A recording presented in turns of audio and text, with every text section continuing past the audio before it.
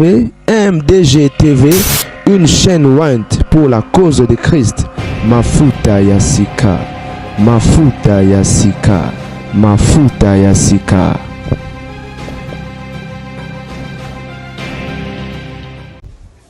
Moto babolingo ezanga babino gardien du temple. Lelo moko ne yengo to beta masolo ya basantu botu nanga nini elenga eyenga lelo ezali eyenga ya kafu eyenga comme pas autre eyenga do eyenga lelo nde ya lelo nini na uto osala video moko awa ke Pasteur Kalambai azobala bapesi déjà date. Il a raison, il a le droit de se remarier, bien sûr. Moi, je n'ai pas télémérité, mais nous avons dit que les bazalaka et que zongi. Moi, ils ont raté, du coup, il faut le bélayango. Mais sinon, 5 ans depuis, Bakabo a mon peigna. Donc, il a le droit de se remarier. Quand on a tout sur les kaki. Sœur Sandra Mbouyi a publié photo aux homona na bague ya fiançailles. Batouba lobby. Avant maman ozonga simeza te maman roseleza te. Quand quelqu'un laisse, quelqu'un prend. Tout le monde a dit pas prophète azo sakana. Bon, ça qui vidéo moi on a éclaircir balobi que moi si na été semé qui na bat balobi rien mère lokuta. Amonu moi ba commentaire à comité au maire ta la vidéo na bi ozomona te azo fina mabele. Na bakongole bazala kindoki balobi ya sa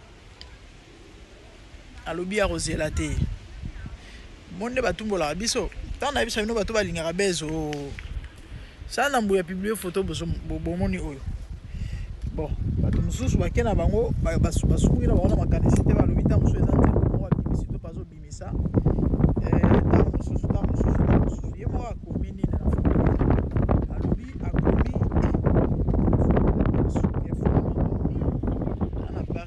Pepe na Kimi Chalère nanda le téléphone fou moi te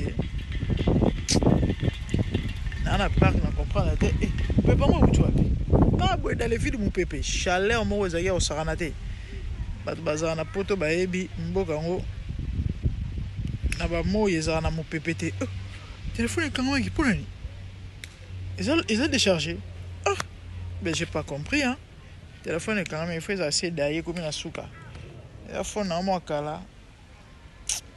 Bref, il était un fou, m'a plein. Il y a ça commis. Message mon quoi quand il y a bien été, on a répété dans le bêtise, tout n'importe quoi. A commis, si ce n'était qu'une photo, une simple photo, si et là moi si ce n'est qu'une simple photo, et là moi on a un téléphone, on a déchargé, tu as comme d'ailleurs comme souka. On a un fond la bonne de toute façon je fous maman, on a la souka. Balobi que sœur Sandra azui chérie, il pas eu fiancé, azobala. Il pas zobala, yango wana aye ache photo wana déjà pour appeler Sabino bilingue. Avant goût. Alors, il y a batu musu balobi boy. Mère Timba Kalamba a pesi date. Et si ce n'était pas qu'une simple photo, je sais pas. Kalamba a pesi date, mais à l'accès moi cité. Ça n'embrouille pas tché date. Bah tché date les 24, les 25 10 mois 2026. Ok, si ce n'était pas qu'une simple photo. Bon, je sais pas si ça vous le savez. Elinge lobanini, to aligné à lobanini. Na habité. Ben Thomas il est bon nous expliquer. Et si ce n'était pas qu'une simple photo,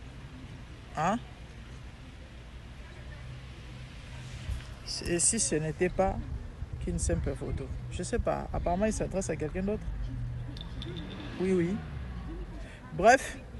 Batu balobi ke oyo ezaye mo wazobala ache date wana bamsu balobi date oyo Sandra che na photo eza message eza na link to pe lien na libala ya Mike Kalambai bamisu balobi bokaka bozwi surprise neti Kalambai apesi alakisi biso mwasi te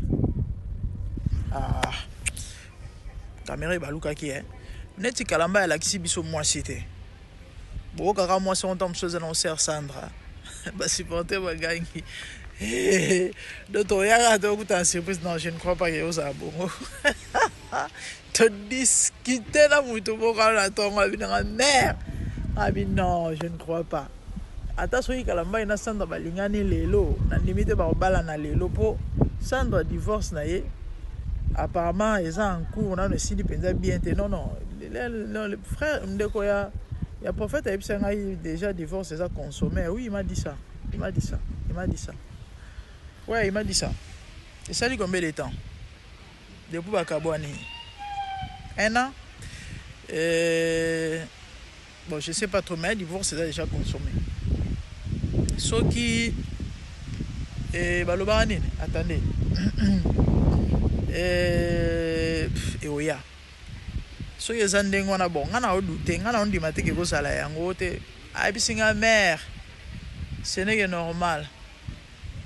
Ma mbute so yesa na la magelo balingani, eze eloko sikate oyo baluka bayeba na bizaleli.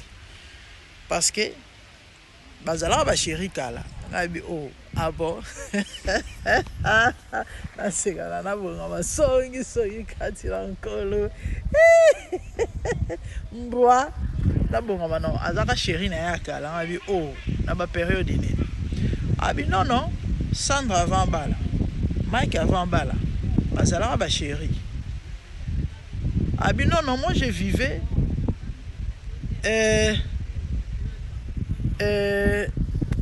avenue des Écuries et Zalarabe. Nangalema. Je connais pas Kinshasa hein. Donc bamamnalo banazo inventé. Avenue des Écuries. Badovana nangalema za nangalema. Je crois na confondre te hein, na confondre communauté. Je crois ils nangalema.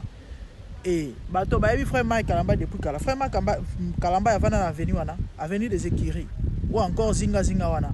Si oui, donc bon comprendre que bon ndima ya mamna oloba na créer yango te. Ngana ebikisa sa te. De quoi na lobi non? Kalambai me connaît, c'est un frère. Tovanda na ye. Côté wana bisika wana.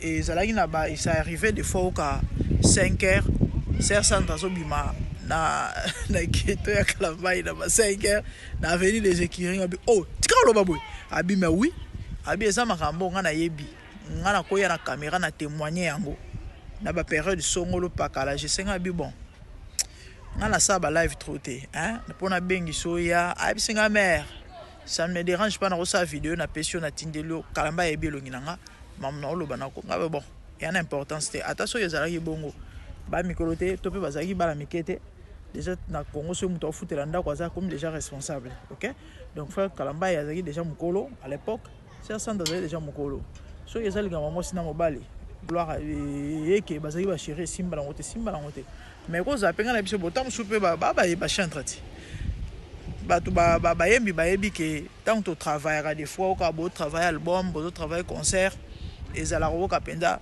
au travail tam sou butu mobimba bolembi et repoussani 2h du matin autant bon que ça sandeni ba kidnapping ola li karati yo la na kiti ya la na chambre nyoso makambo temer so na taba cha bon sika motinga bi bon nyoso makambo so ma chebeta maki ndama zulo kum bref balobi ya ça y pertiquer simate quand tout le monde pas prophète ko sakana hein ako sakana yango mama pe alobi ye pa ozela te ye pa ko signaler bino que non ya pesa en cours donc au besoin mon ana ezali balatisi déjà bague ya fiançailles kalate Sandra azako bala bon so abali ezape mabete hein libale simba kite à la droit de se remarier so ezana Mike Kalambai nde bosolo bana nyoso makambo eza mabete ba décider ba monike babala na et bon ce comme biso to sa netini à part oyo ça songi so lo sala tena ko pesa conseil donc baza mikolo en tout cas so eza ndengwana ya sa so bala bon vent good luck frère Mike Kalambai good luck bon vent nzambe akobenisha abatela pambola bino ya tour oyo ezala libala ya libela ba divorcer ça souté bokabona souté parce que déjà ba blessé de guerre déjà pour ça ba divorcer donc c'est ça nzamba bomba bino pambola pa batela bino misa esi mbote bandeko ba bolingo ezalinga bino la gardien du temple lelo mokolo ne yengo to betaka masolo ya ba santu na uti shopping na leki kota parc na lobi na pe mana zo mon pépé parce que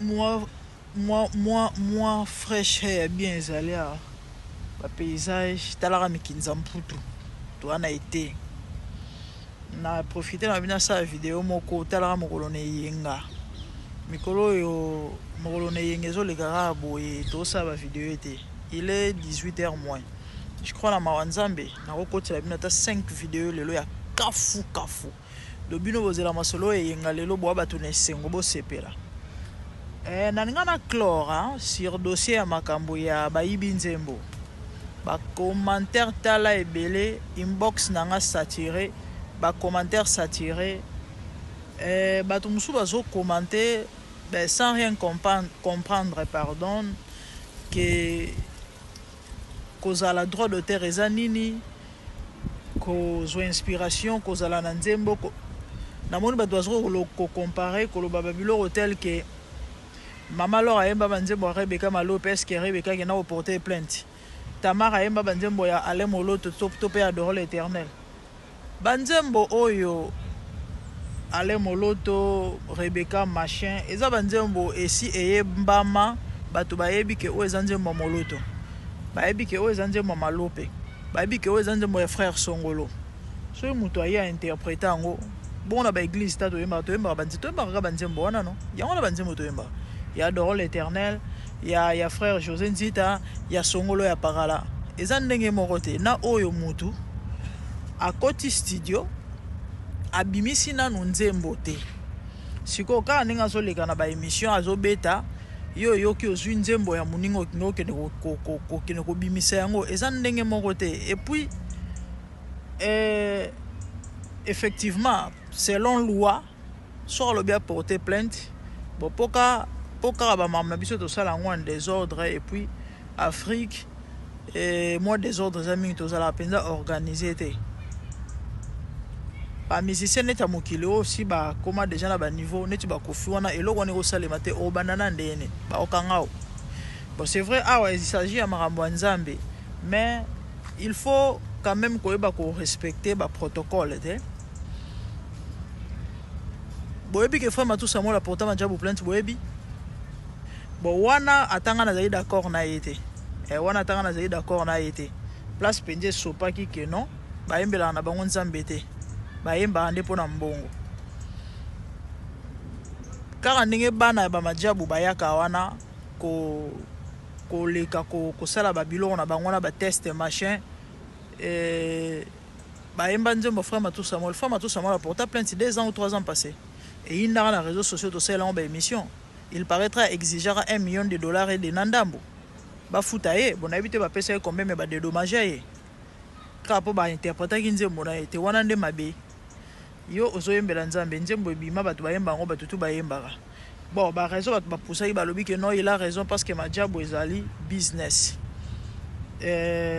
bango banda kosala yango na cadre ya business et tout ça oyo banda kosala banda korapporte bango bazo ebele bazozwa mbongo ebele nakoki peut-être comprendre soki ata mosusu abengaki couple majabu toyokaka basango couple majabu wana basungaka na bango bato bazaka play basololaka na bango bien papa tozolanda baémission namoni mpe bainterprete banzembo na ngai papa bokaniselanga mpe ata papa Roy Bondo pasteur Roy Bondo toyokaka c'est un homme de grand cœur de bon cœur asungaka bato na ndimi te balinga bazanga kokabela ata mwa 10 000 mais ye akenda porta bango plainte mpo na nini parce que mwana moko ayembaki nzembo na ye kuna et du coup ezali business matia bazosala baza na droit koyemba banzembo na ye te place mpenza esopa mpenza elakisa mpenza nga na solana ndeko moko ayembaka alobi na nga non Matou Samuel aza na raison via porter bango plainte bapesa ye mbongo na ye c'est un frère aussi na otanga kombo na ye te mais je crois olanda mpe vidéo ayembaka mpe banzembo ya gospel certainement à se faire comprendre. Bato musu balobi nzembo ngo eza pe ni ya Enis ni ya Nathalie, c'est un chant populaire. Eza ba benga ba wana ni ba prophète quand nde bakenda na bangomba wana bato ba zo inspiration na bango ba yemba nzembo na ba yemba nzembo wana etikala na mangenge bato ba yemba yango. Bon, je dirais ceci.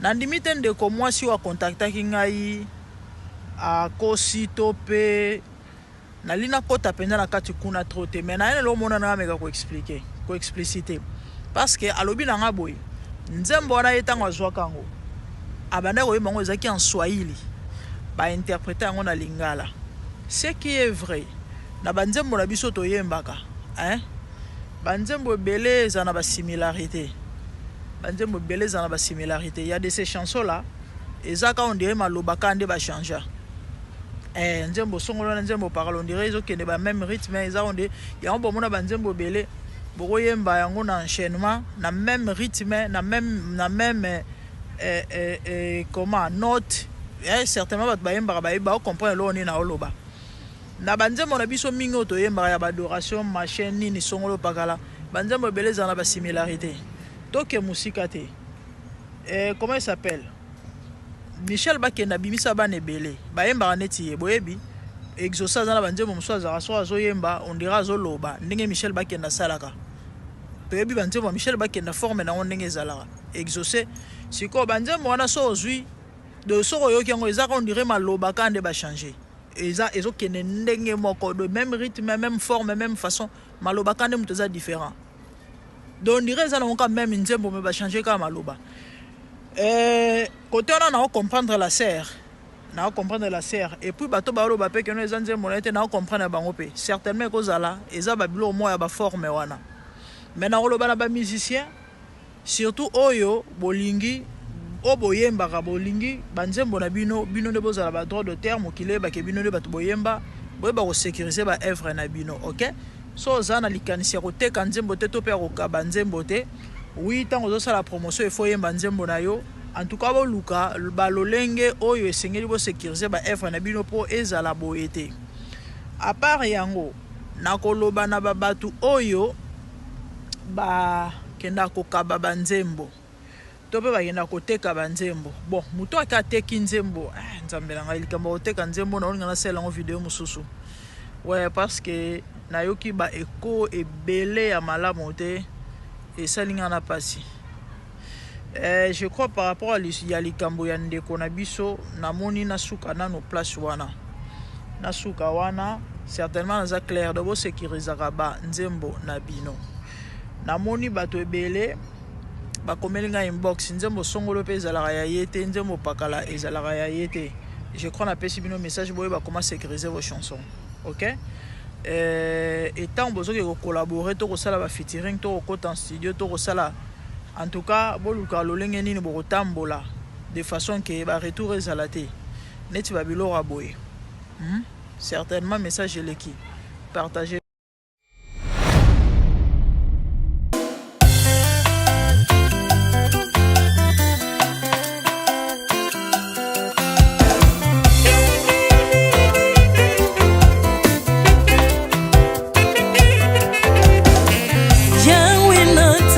Mokili yo na monite natangi na histoire ya monde na monite na lukina yemba pete toze pour passer Seigneur je n'ai pas pris non plus entendu parler oui ako kalala yo Yesu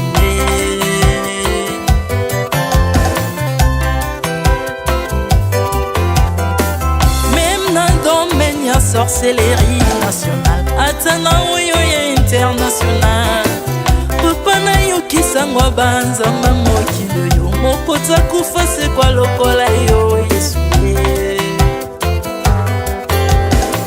Nanya voyage lokola yo Nanya wakoka nino ya wanzambe Uni masomo ya ekulusu bonanga Okufose kwa poyo zali nzambe Yesu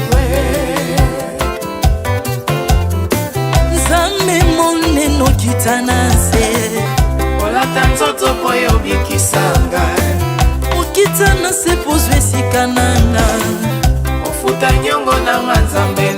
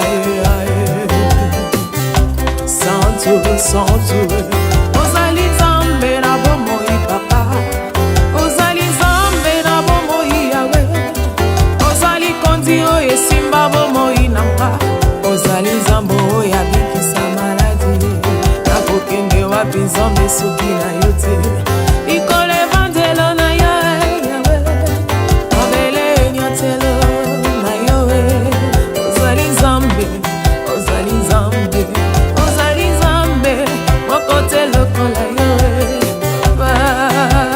nzambe na ngoya olatike mo ovandi na bosantu ozinga bina bangelo bakoyemelaka yo ntongo mpe mopa Ardemment tu m'as rendu intouchable, ardemment tu m'as rendu invincible. Aliwana yo tukomindela santu, lisekwana yo tukominde balongi.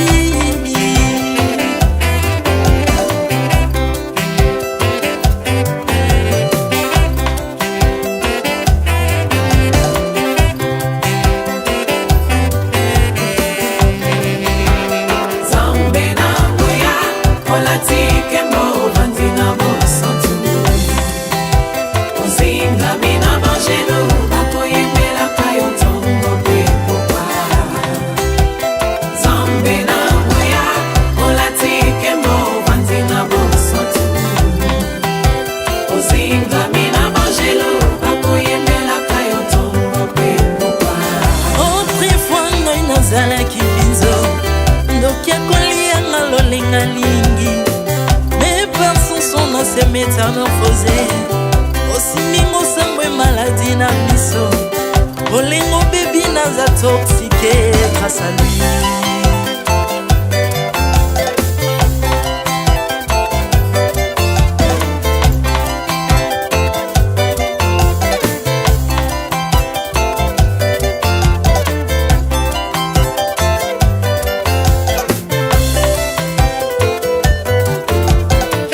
Bien-aimé, alléluia.